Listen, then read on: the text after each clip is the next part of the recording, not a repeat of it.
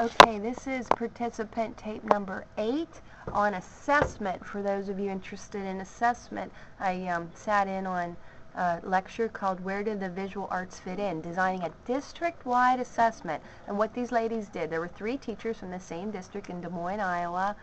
They developed an assessment for 4th grade art students. Now I'm sitting there and it didn't sink in, but what they were talking about was a serious, standardized test for art. Okay, their names were Susan Koenig Vandehaar, Vandeharr, Miriam Alshouse, Alshouse, and Janet Murillo, Murill. Okay, in their district they have 2,517 4th graders. These are huge districts we're talking about.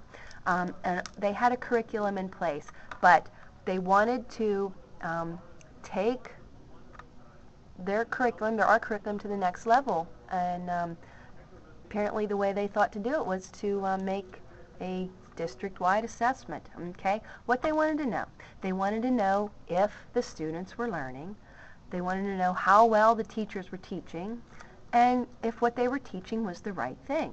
Okay. The security threat level as established by the Department of Homeland Security is orange. The Transportation Security Administration has limited the items that Thank you. The local time is 5:00 p.m. Excellent. Okay. A couple more minutes. So they had to ask themselves, who should they assess? They decided on 4th grade. Which art standards were so essential that they were worth measuring?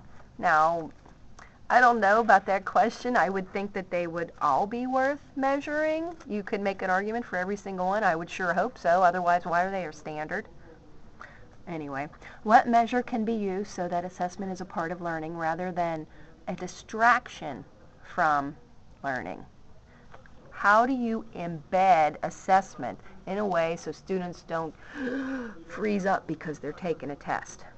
Okay, the impetus was that this is why they did it. Their board adopted end statements, which were just readily I don't want to say that.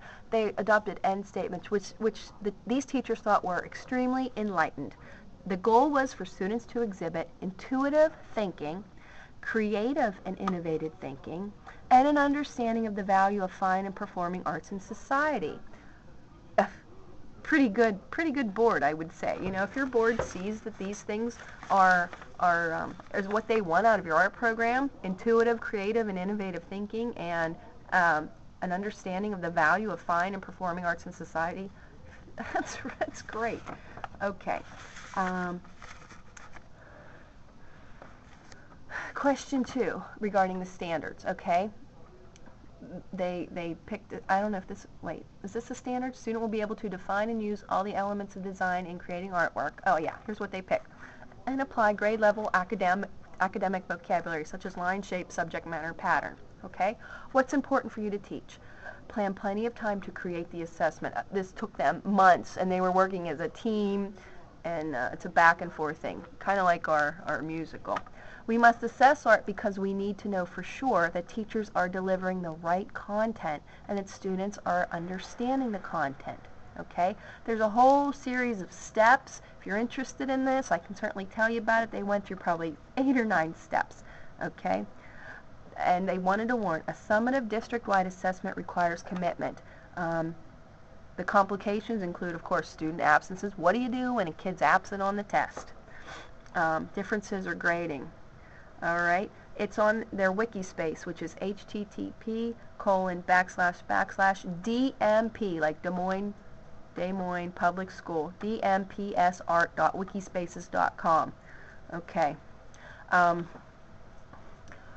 Just a little bit about the tests that I remember. It was, one part was fill in the blank, you know, basically definitions and vocabulary, where the teachers read standardized instructions as in the PSSAs. And the second part was a drawing test. And in order to assess the drawing, what they did is they made 3 piles. It was a real quick sort. What was it?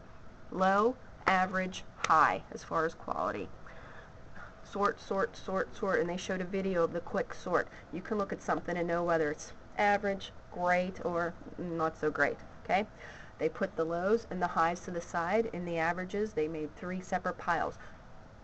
Low average, average, high average. So when they were done sorting, they would have 5 piles. The low, low average, average, high average, and high.